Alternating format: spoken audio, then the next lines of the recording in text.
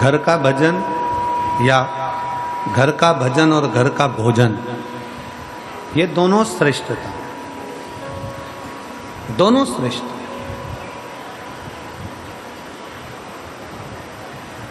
भजन भी हमारे घर का और भोजन भी हमारे घर का।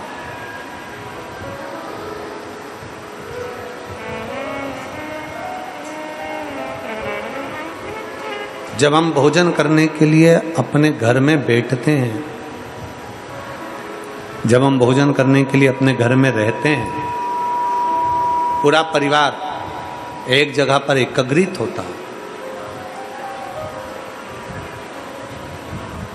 पूरे परिवार के साथ मिलकर जब हम भोजन ग्रहण करते हैं, एकत्रित होकर जब हम भोजन करते हैं, तो अपने मन में जो होता है, अपने भीतर की जो बातें होती हैं, हम सामने प्रकट करते हैं। अपने भीतर की बात सामने प्रकट कर रहे हैं।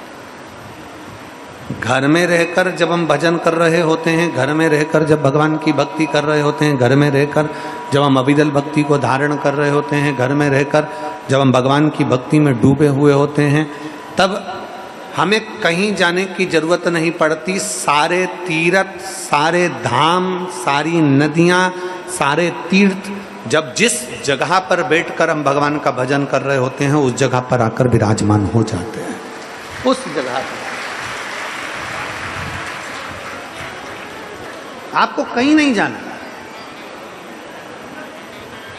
हमने पहले भी कथा में कहा, फिर कहते हैं, संत बनना सरल है, साधु बनना सरल है, तपस्वी बनना सरल है, तीर्थ पर जाकर बैठ जाना सरल है, सन्यासी बन जाना सरल है, अपना घर छोड़ देना सरल है, किसी गंगा यमुना के तट पर जाकर बैठ जाना सरल है, मठ मंदिर आदि का निर्माण स्मरण पर अपने शिव महापुराण की कथा कहती है कि तीर्थ, कहीं किसी मठ में जाकर बैठ गए, मंदिर में जाकर बैठ गए, कहीं तीर्थ में जाकर बैठ गए, कहीं जाकर बैठ गए, ये तुम घर छोड़कर जहां जाकर बैठ जाओगी, ये सब सरल है।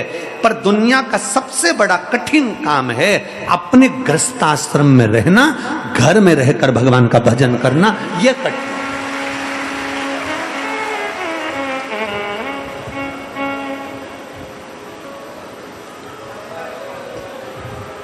वो दुनिया का सबसे कठिन काम है।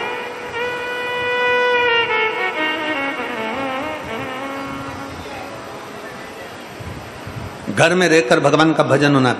बेटे की तबीयत खराब हो रही है, बहू को कुछ हो रहा है, पति को कुछ हो रहा है, पत्नी को कुछ हो रहा है, दादा को कुछ हो रहा है, दादी को कुछ हो रहा है, घर में आवक कम हो रही है, जावक ज्यादा हो रही है, कहीं कुछ प्रॉब्लम हो रहा है, कहीं